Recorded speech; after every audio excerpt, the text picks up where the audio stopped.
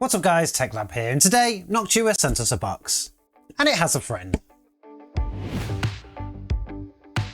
So when Noctua recently contacted us and asked us if we wanted to take a look at one of their air coolers, of course we said yes. And the reason for that is because the one that they were sending us through was this one. And it was one that we were looking at getting for our benching rig. I thought it would actually look pretty cool. And I generally use a lot of Noctua Redux fans in all of our systems. In actual fact, I've bought quite a lot of them. So I thought actually having an air cooler from them in the same design would look pretty cool. The cooler itself is a single fan tower cooler. It stands at 158mm tall, so it's not the biggest one out there, but it will pretty much fit most cases. And the fan that they provide on it is from the Noctua Redux range, and it has a maximum speed of 1700. Now that's not massively fast, but it doesn't need to be for this kind of cooler, and particularly when I do like the silence. I'm not a big fan of PCs that make a lot of whirring noise, and to be honest, I don't generally use a lot of air coolers, and that's because historically I found them a little bit more noisier than just installing an AIO and then fitting some great big fans that can move really slow onto a radiator. But of course, being a Noctua, I thought we would give it a go, and we're pretty impressed already. The cooler itself will fit pretty much every socket. It fits the Intel 1100, 1200 and 1700, as well as the AM3, AM4 and also the AM5. Without any ease, it comes with all the stuff that you need to do that. The accessories that actually come with it are pretty good. You get this random piece of cardboard in the packet, not really sure what it's for. It's got some little hole punches in the corner, maybe it's for lining something up. You get all the little mounts for your Intels, all your mounts for your AMD, and a bit of an instruction manual just to show you how to put it all together. That's all pretty basic stuff, and to be honest, the cooler would totally annoy me if it was in the state that it currently was. And what I mean by that is just a single fan. If I am going to go for an air cooler, what I would generally want is something that's got two fans. And a lot of brands out there really annoy me because they provide one fan and then you can't seem to buy another matching fan. Obviously we can with Noctua because we can just buy another Redux fan, but even worse, they don't provide the clips and then they don't even make them available to purchase. But that's not like Noctua, they always give us something special, and that's where the second box comes into it. This is actually an upgrade kit for this cooler, and it provides you with a second fan, so you can have a push-pull configuration. The upgrade kit itself does come with the fan, so that's a 120mm fan that's identical to the one on there, so the speeds are gonna match. And underneath that, you actually get a few more accessories. You obviously get the extra clips, the things that are gold dust when it comes to adding another fan to a cooler. You get some additional rubber mounts that can go on the corners, and what they do is they sit between the cooler itself and the fan, and it stops any vibration going through it. The fan that is actually mounted to the cooler in the box does actually come with them, they are on there. And one thing I did notice was actually that these ones are a little bit wider. I'm not exactly sure why that is, because if you do purchase these separately, and we've done that before, we purchase these generally for all the fans that we get from Noctua, and you can get them in different colours, they don't just come in grey. They tend to actually be the thinner ones there, so I'm not sure if I'm going to use them ones on this cooler. Maybe I'll get some more of these thin ones, so at least it matches up and looks nice. Also in the box, you get a splitter cable, so this is so you can obviously put two of the fans to one header on your motherboard. That's really good that they include that, because otherwise you'd have to purchase another one. And also they provide you with two low noise adapters. Now technically these are just resistors, and they reduce the maximum speed of the fan, so that's what actually causes the noise to go down. Now I actually like this fan quite a lot, and if you actually look at the dimensions of it, it's pretty much going to fit in any case. As I said before, the maximum height on this one is 158 centimeters. The depth of the heatsink itself is 45mm, and then when you stick a single fan on it, it actually expands it up to 71mm.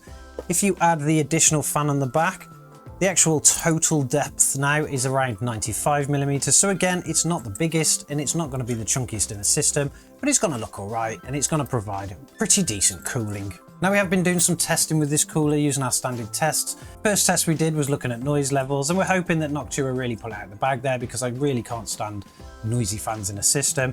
And then the second set of tests, we look at the thermal capabilities. Now when it came to our noise level testing, we found that with a single fan when running at 25% fan speed, the Noctua pretty much gave no sound at all. It was pretty much level with the noise floor of the room. Even at 50%, we didn't really see an increase. It was pretty much around the 29.7, which again, you wouldn't actually hear above the room noise. At 75%, it started to increase a little bit, not by much. The fan started to become audible, but it wasn't annoying, you could barely hear it. At 100%, we were looking at around a 41 decibels, which again isn't that loud. It's enough to be able to hear the fan, but if you were inside a case, you probably wouldn't even notice it. When comparing to the dual fan setup as well as the stock AMD Wraith Prism, all of our results showed that obviously with a single fan configuration, it was much quieter than the rest. The dual fan configuration did add a little bit on top of each of the percentages, but it was actually nowhere near the noise of an AMD Wraith. So clearly it is much better when it comes to noise levels than something like a stock AMD Wraith Prism. Switching to the thermal testing, we actually tested this now with an AMD Ryzen 5 5600G, so obviously it also needs to take into consideration the GPU temperatures, and we run all the tests at a fan speed of 100%. The ambient room temperature was around 14, and then we actually saw some pretty decent results from the Noctua. At idle, we would actually get the system at around 21.3 degrees, which wasn't too bad. When gaming using the inbuilt benchmark of Shadow of the Tomb Raider, that temperature increased to around 29.8. Again, that's extremely low for a CPU, so there's no problems there. Unigen Heaven benchmark, running a number of repeatable tests, managed to get around a 28.8, and that temperature was actually holding there, so that was pretty decent and pretty low altogether. And then we moved on to our more synthetic productivity tests using Cinebench R23. With the single core tests, the temperature actually settled at around 35.6, and that was running for about 20 minutes, and the temperature wasn't going up from there, so that was pretty much holding it out. And then for the multi-core tests, obviously it puts the CPU under a lot more pressure. It actually managed to settle at around 58 degrees. Again, that's not a lot for the CPUs that we're talking about, particularly Ryzen's can jump all over the place, but this cooler managed to keep them cool pretty well, even with a single fan. Now looking at the same tests, but with a dual fan configuration and comparing to the AMD Wraith Prism, we can see that adding the second fan onto the Noctua actually creates a decent benefit. At idle, we managed to actually drop it down from 21.3 to 18, the 21.3 being with a single fan configuration and pretty much on par with the AMD Wraith Prism. When gaming with Shadow of the Tomb Raider, the dual fan configuration actually pulled it down to about 28.8, but the AMD Wraith Prism was where it actually showed the stock coolers can't really cope as well. In the Unigen Heaven benchmark, we managed to actually get, with a dual configuration, the temperatures down to around 27.6, which is slightly lower than the 28.8 with the single fan configuration, but again, when comparing to the AMD Wraith Prism, it's a much better temperature all round. During the productivity tests, using again Cinebench R23, for the single core tests, the dual fan configuration obviously pulled the temperature down by about 1 degree, so that's a pretty decent thing there, whereas the AMD Wraith Prism was starting to show its weaknesses by rising up to 41.1. In the multi-core tests, we didn't see much of a change there. The single fan configuration obviously got 58 degrees, and the dual fan configuration managed to pull that down to 57.5. It's not much of a difference really in the configuration, but it does mean that it's going to be able to sustain it for longer, which is pretty good. Obviously the AMD Wraith Prism pretty much shows where its weakness is on this one too, settling at a temperature of around 68.1. Now none of those temperatures are going to actually cause your CPU to throttle, so you've got no problems using any of those coolers, but clearly the Noctua outperforms the stock AMD Wraith Prism by a lot in both noise levels and thermal capabilities. Adding the second fan actually does bring down the temperatures quite a bit on each of them, although it does raise the noise level slightly, so it's going to be actually a judgment call on what you actually want. Do you want a very quiet system and go with a single fan configuration, or get the second fan and add it on, get better thermals but slightly add to the noise? Now I know what I would actually like to do.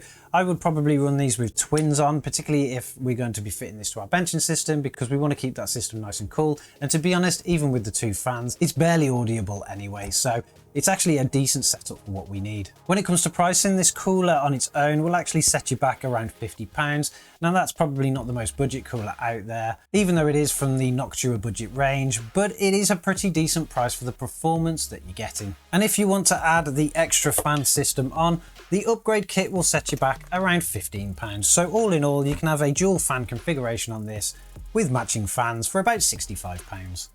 But anyway, I want to thank Noctua for sending this fan through. It is an exceptionally good fan configuration. I love the performance of it. I love the noise levels. It's really going to make a good system for me. If you actually want to take a look at these and purchase one for yourself, make sure you hit the links in our description below. Help the channel out because it will help us to bring the content that you love. Don't forget to subscribe to the channel if you like this kind of thing and you want to see more. And also drop a like on this video, and we'll catch you in the next one.